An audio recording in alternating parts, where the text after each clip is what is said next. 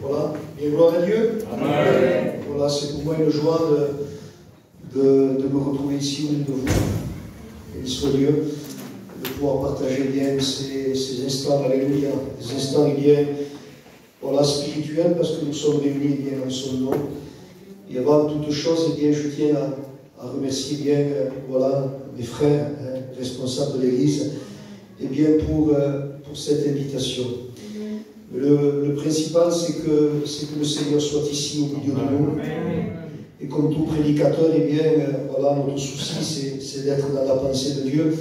Alors, quand on nous appelle pour faire un culte, voilà, on prie, on demande, on essaie de faire un choix, essayer d'être le plus utile, alléluia. Donc, voilà, je crois que le Seigneur, ce soir, eh bien, veut nous parler, veut nous avertir par rapport à tous ceux que, eh bien, on vit, des temps mauvais, des temps difficiles, des temps d'oppression, des temps où les repères un peu disparaissent, et nous bénissons le Seigneur parce que, eh bien, ce livre, eh bien, nous parle, nous avertit, nous conseille, et nous avons besoin, eh bien, plus que jamais, eh bien, de nous attacher à la parole de Dieu. Amen. Donc, voilà, nous ferons, eh bien, 2-3 lectures. Le premier se trouve dans le livre de 1 roi. Une pensée que j'ai apportée à l'Église, chapitre 16 et verset 30. La Bible nous dit bien que Akab, fils d'Omri, fit ce qui est mal aux yeux de l'Éternel, plus que tous ceux qui avaient été avant lui, et comme si c'était pour lui peu de chose de se livrer au péché de Jéroboam, fils de Nébat. Il prit pour femme Jézabel, fille d'Ethbal, roi des Sidoniens, et il servit Baal et se prosternait devant lui. La seconde lecture se trouve toujours dans le même livre, chapitre 21, verset 25. La Bible dit, eh bien, il n'y eut personne qui se soit vendu comme Akab pour faire ce qui est mal aux yeux de l'Éternel. Et Jézabel, sa femme, eh bien, l'incitait. Et nous ferons une dernière lecture dans le livre de l'Apocalypse, au chapitre 2. Béni soit Dieu. Alléluia. Au chapitre 2.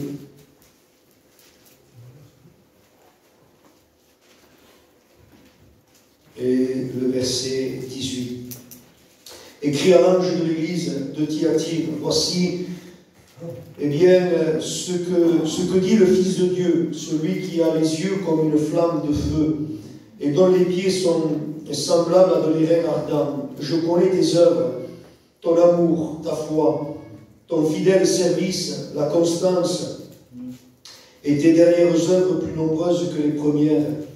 Mais ce que j'ai contre toi, c'est que tu laisses la femme Jézabel, qui se dit prophétesse, enseigner et séduire les serviteurs pour qu'ils se livrent à la débauche et qu'ils mangent les viandes sacrifiées aux idoles.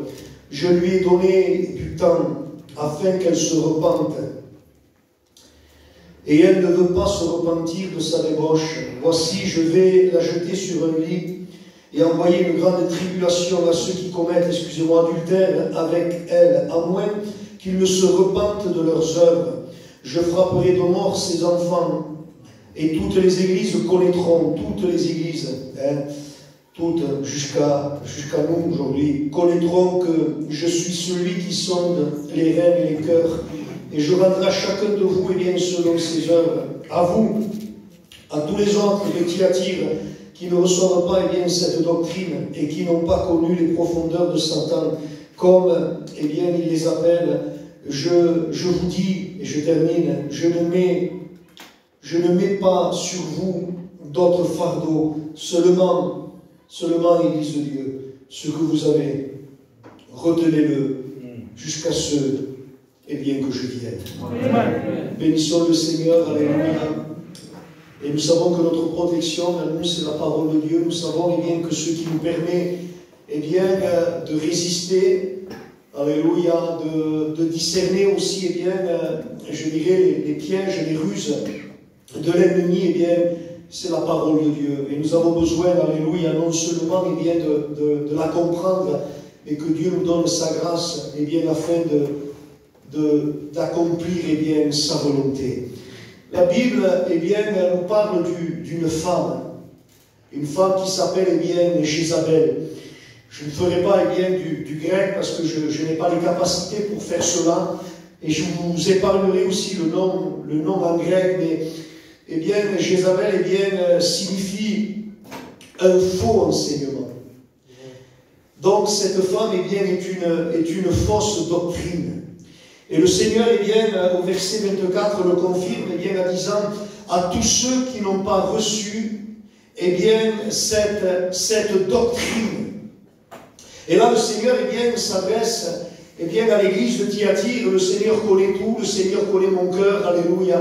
Le Seigneur connaît mes pensées, le Seigneur connaît tout de chacun de nous. Et il dira à cette église, eh bien, je connais tes œuvres.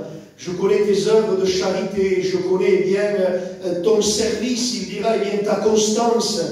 Et on pourrait dire eh bien, à travers tous ceux qui se disent eh bien que l'apparence est bonne, l'apparence eh bien est spirituelle, l'apparence eh bien paraît eh bien comme eh bien il le faut. Mais celui qui a les yeux d'une flamme de feu, comme une flamme de feu, eh bien, nous révèle quelque chose d'important. Il perce et le Seigneur détecte eh bien, quelque chose de très dangereux. De tellement dangereux eh bien, que le Seigneur eh bien, va dire, je les avertis, je vais leur envoyer eh bien, un jugement. Et le but eh bien, de ce jugement était eh bien, de nous servir d'exemple. La Bible dira, eh bien, afin de servir d'exemple pour toutes les églises. Et pour les églises, eh bien, où nous sommes arrivés dans les temps de la fin aussi, le jugement qui est tombé sur cette église, eh bien, est un exemple, eh bien, pour nous. La Bible, eh bien, nous dit que, et c'est ce qui m'a impressionné un peu, il dira, mes serviteurs, et quand vous lisez un peu en français, mais c'est M-E-S, c'est-à-dire les miens, ceux que j'ai choisis, ceux que j'ai établis. Et le Seigneur dira, eh bien, mes serviteurs ont été séduits. Donc, frères et sœurs, moi le premier, personne n'est à l'abri. Et comme dit le texte qu'on cite, eh bien, assez souvent, toi qui es debout, eh bien, prends garde eh bien, de ne pas tomber. Alléluia. Personne n'est à l'abri. Et nous voyons malheureusement, eh bien, au jour d'aujourd'hui, à travers Internet, et tout ce que eh bien, on peut voir, entendre, que beaucoup de pasteurs, que beaucoup de prédicateurs, que beaucoup d'évangélistes, que beaucoup de chrétiens ont été séduits par l'esprit eh bien, de Jézabel. Et à leur tour, eh bien, et c'est logique, ils ont enfanté eh bien, des enfants de Jézabel. Alors certains nous poseront la question en disant, eh bien, mais qu'est-ce qu'est la doctrine de Jézabel? L'enseignement de Jézabel est un enseignement de tolérance, au nom de l'amour. Et c'est ce qui ressort au jour d'aujourd'hui, eh bien, au nom de l'amour, cette doctrine tolère eh bien, le mal, tolère eh bien, au sein de la chrétienté l'injustice, tolère eh bien, le mélange. C'est-à-dire, eh bien, on peut aimer Dieu, elle enseigne cela. Tu peux aimer Dieu, et en même temps, eh bien, tu peux aimer le monde. Et la Bible nous dit que cela est impossible. Elle enseigne eh bien qu'on peut servir eh bien, le Seigneur et qu'en même temps, on peut servir maman. C'est une doctrine eh bien, qui tolère eh bien, le péché, qui excuse le péché, par désir de popularité, par désir eh bien, de prospérité, par désir eh bien, d'avoir eh bien, un peu beaucoup de monde eh bien, à n'importe quel prix. Et je sais que vous le savez. Mais Dieu n'est pas un Dieu qui excuse le péché. Dieu pardonne le péché. Et je voudrais préciser, eh bien, il pardonne le pécheur eh bien, qui se repent. Cette doctrine de Jézabel incite les hommes et les femmes eh bien, à la convoitise, incite à fraterniser avec le monde. Et ce soir, eh bien, je voudrais être clair, net et précis. Je ne connais personne. Je ne m'adresse pas, eh bien, directement à l'église de la cité Bellus. Et par rapport, eh bien, à tous ceux que l'on voit, je voudrais vous dire, alléluia, eh bien, qu'un chrétien qui tolère, je dis bien qui tolère dans sa vie, eh bien, le péché. Le chrétien, eh bien, qui aime le monde, tout en venant, eh bien, à la réunion, tout en priant, eh bien, je voudrais vous dire, eh bien, selon les Écritures, eh bien, que ce chrétien-là a été séduit par l'esprit de Jézabel. Paul, poussé par le Saint-Esprit, dira, car, eh bien, il viendra un temps où ces gens-là qui ont été touchés par l'esprit de Jézabel ne supporteront pas, et là le Seigneur ne parle pas de ceux du dehors, parce que c'est normal, ceux du dehors sont en révolte contre Dieu, mais ces gens-là ne supporteront pas, eh bien, la sainte doctrine, mais auront la démangeaison d'entendre des choses nouvelles, des choses, eh bien, un peu sensationnelles, des choses, eh bien, la Bible dira, agréables à la chair. Et malheureusement, je l'ai vu, ces gens-là, écoutez ces mots, ces gens-là vont s'ouvrir à des esprits séducteurs. Ces gens-là, eh bien, vont ouvrir leur cœur, eh bien, à des doctrines de démons. Ces gens-là, eh bien, vont chercher, eh bien, l'autorité spirituelle. Et au jour d'aujourd'hui, il y a une recherche par rapport à la puissance. On veut la puissance. Dans certains endroits, eh bien, on prêche plus, eh bien, la possession, la délivrance, eh bien, que la repentance. Et il n'y a pas de réelle, eh bien, délivrance sans une réelle repentance. Ce qui permet au Saint-Esprit, eh bien, d'agir, d'intervenir et nous délivrer, eh bien, c'est une réelle repentance. Et ces gens-là, eh bien, vont rechercher, eh bien, l'autorité, mais je dirais, eh bien, sans se soumettre à l'autorité de Dieu. Sans, eh bien, je dirais, eh bien, accepter, eh bien, un processus de dépouillement de la chair. Et je disais ça dernièrement, eh bien, dans une église à Perpignan, eh bien, cet homme, Washmani, a pu dire ces mots. C'est quand, eh bien, la chair n'est plus un danger pour l'œuvre de Dieu, que son autorité, que son onction se manifeste, eh bien, en nous.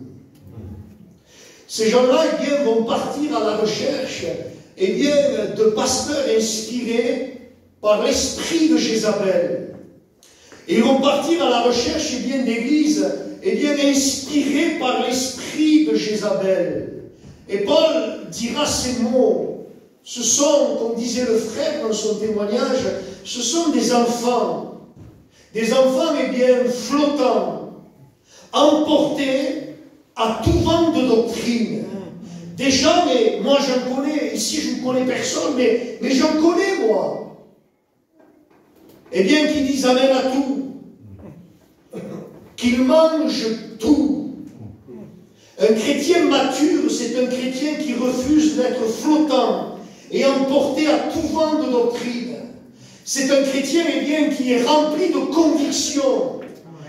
Un chrétien, eh bien, qui est rempli de certitude. Un chrétien, eh bien, qui est enraciné en Christ. Enraciné, eh bien, dans les Écritures, fondé en Christ. Et c'est un chrétien, eh bien, qui ne se laisse pas manipuler par des hommes ou par des séducteurs. Pourquoi? Parce que l'Esprit de Dieu qui est en lui, eh bien, l'enseigne. Mans ne savait pas lire. Un des premiers prédicateurs.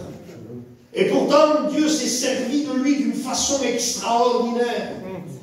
Et je dirais, Joanito, qui était, eh bien, son ancien, ou Mans plutôt était son ancien, avec le frère Ballot de la mission, des fois pour essayer de le tromper, eh bien, il disait quelque chose qui n'était pas écrit dans la parole de Dieu. Et cet homme, malgré qu'il ne savait pas lire, et il disait non, cet enseignement-là ne vient pas de Dieu. Pourquoi? Parce que l'Esprit de Dieu était en lui. Et ce qui est bien nous enseigne, frères et sœurs, et qui nous dirige, c'est l'Esprit de Dieu qui est en nous. Et je bénis le Seigneur. Il faut veiller, frères et sœurs, il faut faire attention. Je n'ai aucun conseil à vous donner, je n'ai rien à vous apprendre. Au contraire, j'ai besoin d'apprendre de vous. Mais nous sommes dans un temps où il y a du danger, dans un temps où des choses rentrent dans les églises, où des esprits séducteurs voudraient, eh bien, s'infiltrer dans l'église. Et au jour d'aujourd'hui, il y a deux sortes de doctrines. Au jour d'aujourd'hui, il y a deux sortes d'enseignements.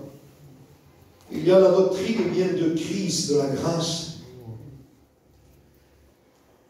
Et il y a la doctrine de Jézabel. Celle de Christ nous enseigne à renoncer. L'évangile, c'est ça, les frères. C'est renoncer à soi-même. Se charger de sa croix. Et le but de cela, c'est de mourir en soi-même. Des fois, eh bien, il y a des vendeurs de poussière d'or qui promettent des choses qui ne sont pas vraies. Viens à Jésus et tout ira bien. Viens à Jésus et tous tes problèmes seront arrangés. Non, le Seigneur est venu arranger le problème du péché. Je suis chrétien, je suis serviteur de Dieu. Je passe par des épreuves. La doctrine de Christ nous enseigne à renoncer. À renoncer à l'impiété, c'est-à-dire à toutes sortes de mal. À renoncer aux convoitises mondaines. Elle nous enseigne à haïr le péché. Ensuite, elle nous enseigne eh bien à se conformer à Christ, à saisir Christ, à prendre possession eh bien, de Christ, à prendre possession des richesses infinies de Christ. Frères et sœurs, il y a des trésors qui sont cachés en Christ. Il y a des richesses enfouies eh bien, dans ce livre, et le Seigneur veut nous les révéler. Passons du temps avec le Seigneur. Soyons des hommes et des femmes de communion, d'intimité avec le Seigneur. Et le Seigneur va nous révéler des choses eh bien, qui viennent eh bien, de ce livre. Parce que le but du Seigneur pour chacune de nos vies, c'est de nous amener à devenir semblables à Christ. Et c'est Paul qui a pu dire ces mots, c'est grand, peut-être quelqu'un peut le dire, je ne peux pas le dire, mais je cours à cela. Et cet homme a pu dire, eh bien, soyez mes imitateurs, comme moi-même je le suis de Christ. Et Paul, eh bien, en envoyant une lettre aux Philippiens, il va témoigner, il venait de se convertir, c'était une jeune église, et il va témoigner en disant eh bien cela, eh bien que cette église-là était des imitateurs de Christ. Donc il est possible, les frères, de ressembler à Christ. La doctrine de Jézabel, vous le lirez, nous enseigne tout le contraire de ce que je viens vous dire. Elle a changé la grâce en dissolution. Je vous ai dit eh bien qu'en grec, Jézabel voulait dire faux enseignement. Mais en hébreu, eh bien, Jézabel veut dire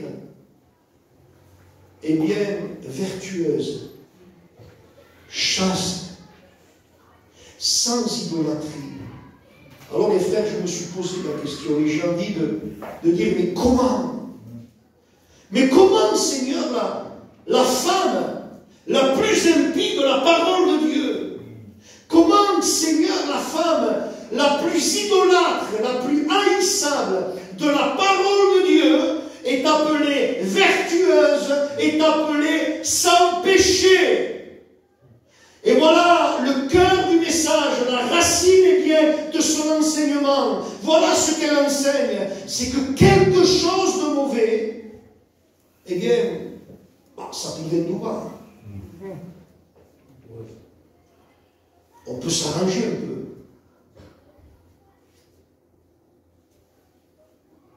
C'est mauvais, mais bon, allez, on peut l'appeler bien bon. C'est quelque chose d'impur. Eh bien, en s'arrangeant un peu, bon, ça va, il ne faut pas en faire trop. Et après, on s'arrange. Il y a cette gitanerie. Eh bien, bon, ça va, c'est pur, ça va, ça passe. Dieu le sait, il y a la grâce de Dieu. Cette doctrine, eh bien, enseigne bien que quelque chose de faux, en tournant un peu les choses, en arrangeant, eh bien, comme disent les pailles, eh bien, les contours, eh bien, ça peut être vrai. Et je dirais bien que l'esprit de Jézabel a réussi à déstabiliser, eh bien, la chrétienté d'aujourd'hui. Et beaucoup de pasteurs, beaucoup d'églises, alléluia, je dis cela parce que j'ai entendu des témoignages, des gens me l'ont dit. Eh bien, on accepte le péché. Ils ont perdu, eh bien, je dirais, leur repère, leur conviction. Ce qui était noir avant, eh bien, avec le temps, bueno, c'est pas mal, ça devient gris avec le temps. Akab, la Bible nous dit, fit ce qui est mal aux yeux de l'Éternel, et écoutez les paroles, plus que tous ceux qui étaient avant lui. Et il prit pour femme Jézabel. Et quand vous lisez l'histoire de Akab, le cœur de cet homme était incliné vers le mal. Le cœur de cet homme était incliné vers le compromis. Le cœur, eh bien, de cet homme était incliné vers les idoles. Et le texte précise, eh bien, que sa femme, Jézabel, l'incitait à faire le mal. C'est-à-dire, eh bien, cette femme-là était une influence satanique qui le fortifiait dans sa position. Et je voudrais dire quelque chose de très important. Tout chrétien, je dis qui veut garder, je répète, qui veut garder, je répète encore, tout chrétien qui veut garder un péché caché, qui veut garder un désir coupable, je dis bien encore, qui veut garder, eh bien, une idole dans son cœur.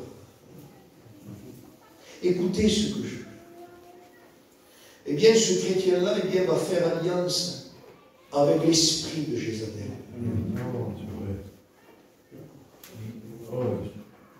Et cet esprit-là, cette influence-là, eh bien, premièrement, va étouffer sa conscience.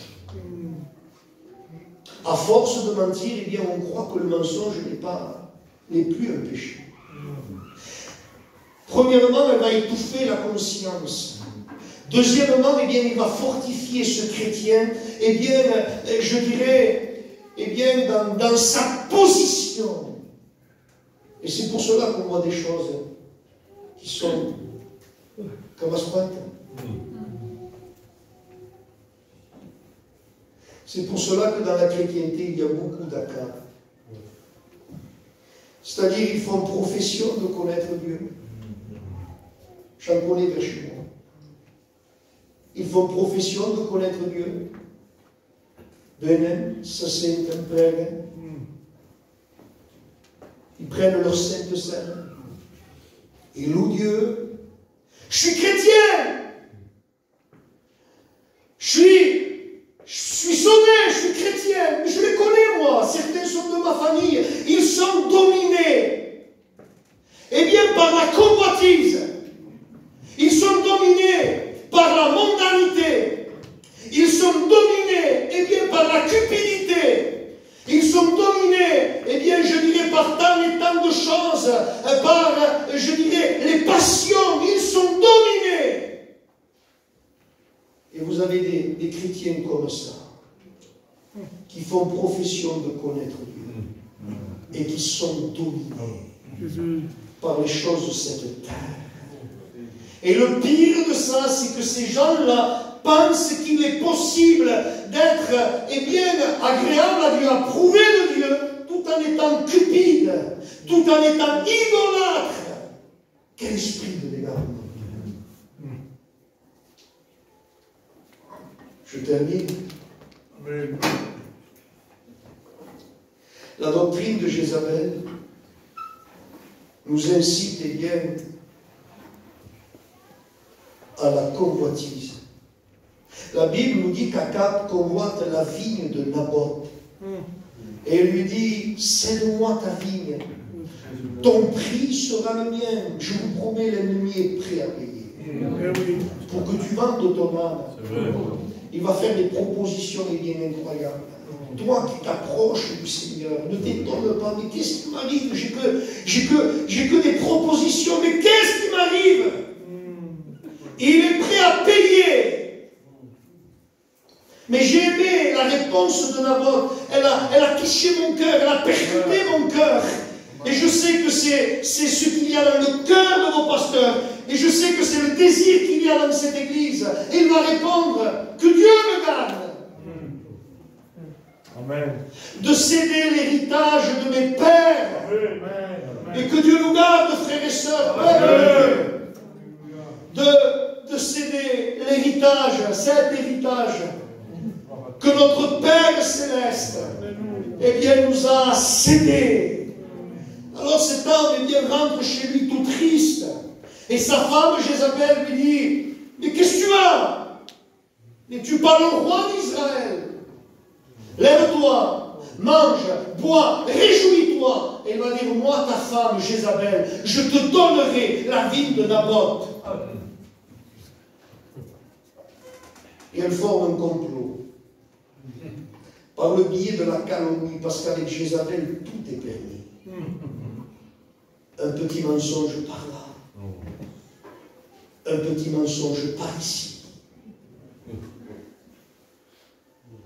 Des coups pour essayer de sortir l'autre, pour prendre la place, pour avoir un titre. Je le dis souvent à l'église où je suis. Ce qui m'a gardé dans ma vie spirituelle, c'est le conseil que j'ai pris d'un de mes anciens. Il m'a dit, Michael, ne cherche jamais une place. Ne cherche jamais un titre. Amen.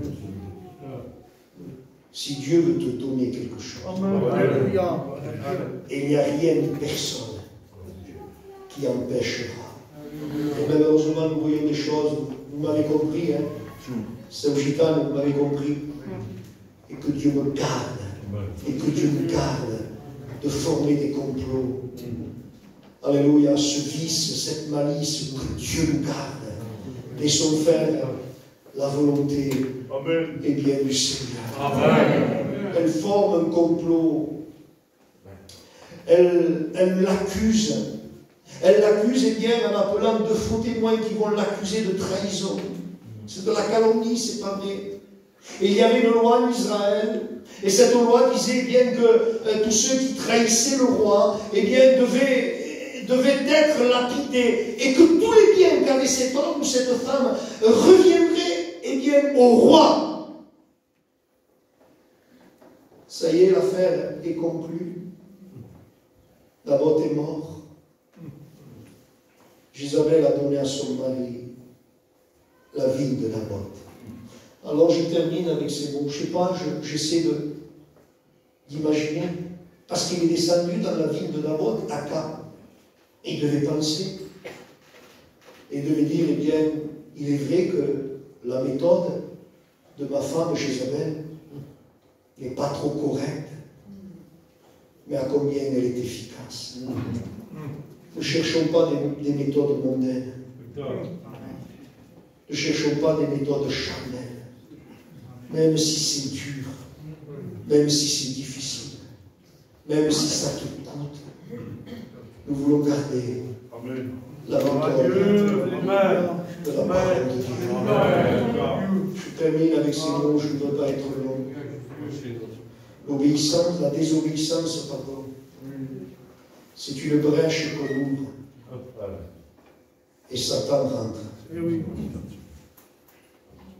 Persister, persévérer, continuer dans la désobéissance. Et bien après, il y a un jugement de Dieu qui tombe. Et le jugement de Dieu, vous verrez souvent dans la Bible, il est marqué Dieu les livra, Dieu les livra. Dans le livre des Juges, Dieu les livra aux Philistins. Dieu les livra, eh bien, à tel roi. Vous lirez aussi dans les psaumes, eh bien, parce qu'ils ont continué dans la désobéissance, eh bien, il y a le jugement de Dieu qui est tombé. Il dira, Dieu les livra au penchant, aux convoitises de leur cœur. Bosse pas, ascolta. Vas-y.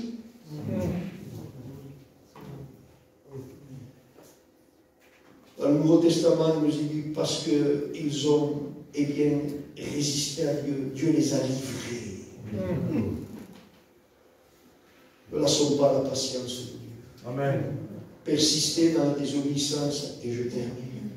C'est comme si on dirait, excusez-moi, Satan, viens, rentre dans ma maison. Et détruit tout, Satan.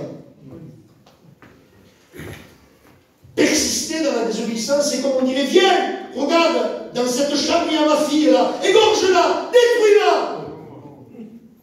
Et c'est comme on dirait, regarde, là, il y a mon fils là. Écrase-le, fais-lui du mal. La désobéissance, c'est une brèche qui permet à Satan de rentrer et de détruire. Que Dieu nous garde, frères et sœurs. L'obéissance vaut mieux que tous les sacrifices. Et quand on n'y arrive pas, il vaut mieux dire, et bien, confesser, rien cacher. Dieu, je n'y arrive pas. Tu me laisses de toi. J'ai besoin de toi. Mais ne cachez pas, confessez. Dites tout ce qu'il y a dans votre cœur. Au nom de Jésus, ne trompez pas. Ne désobéissez pas. Parce que c'est la perdition pour nos maisons. Que Dieu vous bénisse. Seigneur, nous te louons.